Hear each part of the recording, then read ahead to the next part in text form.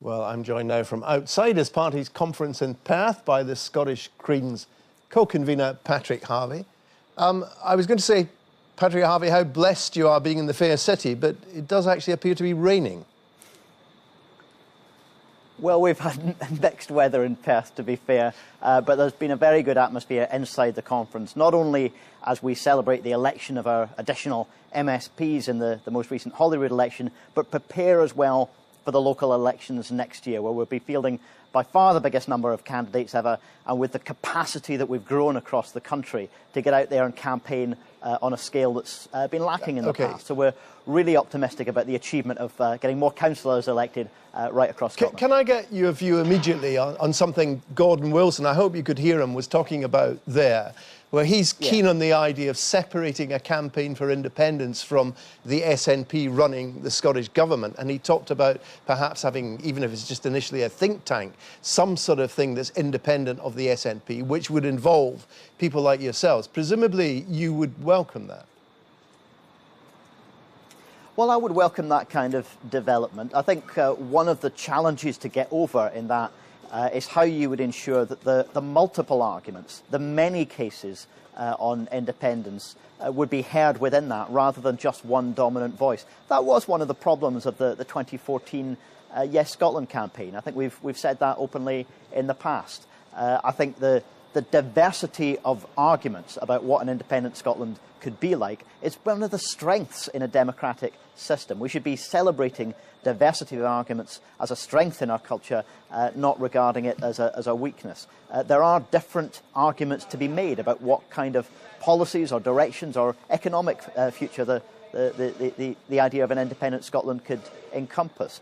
Just look at the question of oil and gas. We've been arguing consistently that investment in a sustainable long-term economy that can provide jobs that will last for the long term is a really urgent priority, instead of just pretending that fields coming to the end of their lives will somehow last forever. It's not realistic. Now, with your extra MSPs, which you were very quick to mention, the Scottish Greens have an incredibly powerful position in this Parliament. You've been talking at your conference about how your support for the SNP's budget would be conditional on various things like fracking and air passenger duty. But that's not the real power you have. The real power you have is they can't have another independence referendum unless you back them. I think it would be quite wrong for any political party to use the fact of minority government simply to start playing games like that. I'm not going to trade off our support for a policy that we agree with in exchange for completely separate issues. I think the case needs to be strengthened for independence, and I would agree with Gordon Wilson to that point. Not necessarily sure I would agree with on all of the arguments that he might want to put, but the case needs to be strengthened. Fundamentally, this is a conflict, though, between two referendum results. I understand and fully respect that not everyone who voted Remain. Let's come on to that in a moment. Okay. But the real power you have is you can say to the SNP government, if you abolish air passenger duty, we won't vote for a second referendum. If you don't ban fracking, we won't vote for a second referendum. Now, I've always understood from you and from other people in the Greens that independence for you is more a tactical thing. It's not your be-all and end-all obsession. It's just a way of you getting the kind of green policies you want. So why subordinate the green policies you want and turn independence into some sort of principle? The idea of Scotland becoming independent is absolutely a means to an end, a means of achieving the fairer Scotland that we would be more able to deliver with the powers of independence. It's not a bargaining chip. It's not a bargaining chip to be pushed across the table in exchange for separate issues, because I think that would be an entirely unethical way to do politics. You know, we will argue the case on fracking as we have done, and we've succeeded in pushing the Scottish Government, first of all, to add underground coal gasification to that moratorium, and then to ban it altogether. I'm very confident that working alongside all those who support a ban on fracking, we will achieve that. I think actually the Tories piping up and saying how brilliant fracking would be helps make our case for that. But why would you block their... On the budget, we're going to argue for progressive taxation and make sure that we can protect the public services that we need to value in Scotland. Why would you block their budget but not block their referendum? After all, it's on their referendum that you have the power. Unless they give in to what you want, they simply can't have it. You've got immense leverage when it comes to the referendum. They'll find other people in other parties to support them on their budget, but only you can deliver their referendum. Well, I think it remains to be seen whether they'll find other support on the budget, and the new Finance Secretary is going to have to give some ground from the SNP's manifesto position if he wants to persuade others to support the budget. But no, the idea that we would drop a policy that we support, the idea of supporting independence or of putting that to the electorate on the basis of a grubby deal about other issues, I don't think that would be principled at all. Look, we've got a conflict between the way Scotland voted in 2014 and 2016.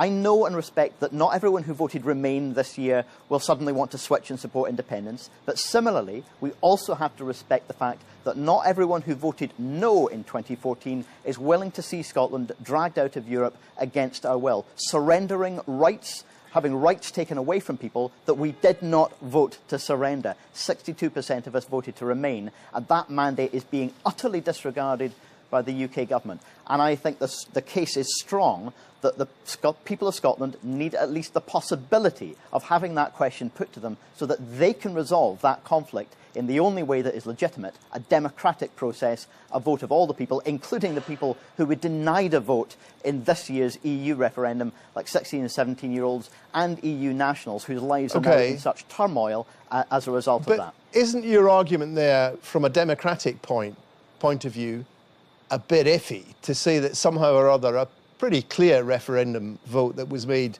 2 years ago is now cast into doubt? I mean, it's also a bit patronising to the people of Scotland. I mean, many people who voted no will say, look, I'm sorry, Mr Harvie, we understood perfectly well what we voted for. We want to be part of the United Kingdom. And for you to start claiming that somehow we didn't know what we were doing, therefore we have to vote again, sorry, we're not having it.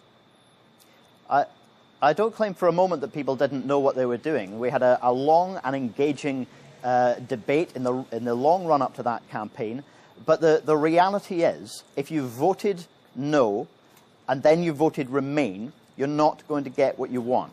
So we have to resolve this fundamental conflict. And yes, there would be many people who voted no who are willing to leave the European Union, but there are also people who voted no who believed Better Together when they said that voting yes would put our future in Europe at risk and voting no would safeguard it. Well, that was a piece of nonsense, just as much as many of the lies of the Leave campaign this year were shown to be utterly spurious nonsense. And so there is a real conflict, a fundamental conflict between the results of the way people in Scotland voted in these two referendums. Well, your argument there might have some credibility had there been a big upsurge in the polls in favour of either having a second referendum or voting for independence, but there hasn't been. So, of course, a lot of people in Scotland will say, well, thank you very much, Mr Harvie, for sympathising with our alleged democratic deficit, but you're just making this up. We're not interested. The polls are showing is that I think what the polls are showing is that there has been movement in both directions. And it may be that the overall number in the polls has only gone up a little, but there has been movement in both directions. And that is before we see the real consequences of the hard Brexit that seems to be the new intention. You know, the UK government taking a 52% result across the UK and turning that into a mandate for a hard Brexit, taking us out not only of the European Union itself, but also out of the single market, with all of the economic consequences that will have for people's jobs, for people's incomes, for whole industries. You know, we've just been speaking to some of the higher education sector in Scotland here at the conference, who are deeply concerned not only about the level of interest from EU students coming to study here, but their ability to cooperate and collaborate with other higher education institutions in terms of research grants and funding.